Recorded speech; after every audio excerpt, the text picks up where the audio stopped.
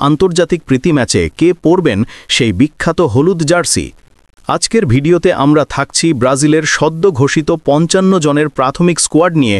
হ্যাঁ, ৫৫ জন খেলোয়াড়। দেখব কারা সুযোগ পেয়েছেন, কারা বাদ পড়তে পারেন, আর সবচেয়ে বড় কথা, কবে আবার মাঠে নামছে ব্রাজিল। তাই ভিডিওর শেষ পর্যন্ত অবশ্যই সঙ্গে থাকুন, কারণ এই স্কোয়াডের চমকগুলো একেবারেই মিস করার মতো নয়। শুরু করার আগে যদি আমাদের চ্যানেলে নতুন হয়ে থাকেন তাহলে এখনই সাবস্ক্রাইব বাটন চাপুন ফুটবলের সবশেষ আপডেট পেতে। আর যারা আগেই আমাদের সঙ্গে আছেন, আপনাদের প্রতি রইল অসীম ভালোবাসা। ব্রাজিল আগামী মাসেই আনুষ্ঠানিকভাবে আবার মাঠে নামছে দুটি হাই প্রোফাইল প্রীতি ম্যাচে। ক্যালেন্ডারে নোট করুন, অক্টোবরের ১০ তারিখ ও ১৪ তারিখে তারা মুখোমুখি হবে এশিয়ার দুই শক্তিশালী দল জাপান ও দক্ষিণ কোরিয়ার। এগুলো শুধু প্রীতি ম্যাচ নয়, বরং ২০২৬ বিশ্বকাপের প্রস্তুতির বড় অংশ। এখানে কোচ কার্লো আনচেলোত্তি বিভিন্ন কৌশল, নতুন কম্বিনেশন আর খেলোয়াড়দের ফর্ম যাচাই করবেন। এই দুই ম্যাচের জন্য আনচেলোত্তি ঘোষণা করেছেন বিশাল এক ৫৫ জনের প্রাথমিক স্কোয়াড। তবে এখান থেকে চূড়ান্ত দলে থাকবে মাত্র ২৫ জন খেলোয়াড়, যা প্রকাশ করা হবে অক্টোবরের ১ তারিখে। তাই বলা যায় এখন প্রতিযোগিতা ভীষণ কঠিন।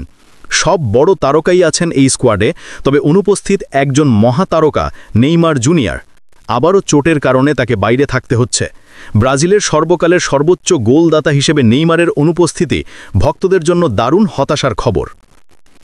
আরেকজন যিনি বড় চাপে আছেন তিনি হলেন রিচার্লিসন। প্রিমিয়ার লিগে খেলার পরও সাম্প্রতিক আন্তর্জাতিক ম্যাচগুলোতে তার পারফরম্যান্স একেবারেই মানসম্মত নয়। আনচেলোত্তি স্পষ্ট করে দিয়েছেন ফর্ম আর ফিটনেস নিয়ে কোনো আপোষ নেই। তাই রিচার্লিসনের জায়গা এবার ঝুঁকির মুখে। অ্যান্টনি আগের দলে ডাক পেয়েও ম্যাচ খেলতে পারেননি। অনেকে ভেবেছিলেন তার অধ্যায় শেষ, তবে এবার শোনা যাচ্ছে হয়তো আনচেলোত্তি তাকে আরেকটি সুযোগ দেবেন। থিয়াগো সিলভা ৪০ বছর বয়সেও অবিশ্বাস্য পারফরম্যান্স দিচ্ছেন। অভিজ্ঞতা আর নেতৃত্বের কারণে অনেকেই চান আবারও তাকে ব্রাজিলের ডিফেন্সে দেখতে। কুতিনহো একসময় ব্রাজিলের মিডফিল্ডের জাদুকর, যিনি ইউরোপে ব্যর্থতার পর আলোচনার বাইরে ছিলেন, কিন্তু সাম্প্রতিক দুর্দান্ত পারফরম্যান্স তাকে আবার আলোচনায় ফিরিয়েছে। অস্কার বহু বছর ধরে জাতীয় দলে নেই, তবে এবারও তার নাম রয়েছে প্রাথমিক তালিকায়। ভক্তদের জন্য এটি হতে পারে এক নস্টালজিক মুহূর্ত। কারণ একটাই, অপশন রাখতে চান আনচেলোত্তি। চোট, ফর্ম আর কৌশল সবকিছু মাথায় রেখে তিনি চূড়ান্ত দল সাজাবেন, আর এই ৫৫ জনের স্কোয়াড তাকে সেই সুযোগ দিচ্ছে। তাহলে কে টিকে থাকবেন শেষ তালিকায়? রিচার্লিসন কি বাদ পড়বেন? অ্যান্টনি কি আবার ফিরে আসবেন? থিয়াগো সিলভা কি শেষবারের মতো জার্সি গায়ে তুলবেন?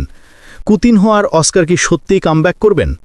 সব উত্তর মিলবে অক্টোবরের ১ তারিখে, যখন ঘোষণা হবে চূড়ান্ত ২৫ জনের দল।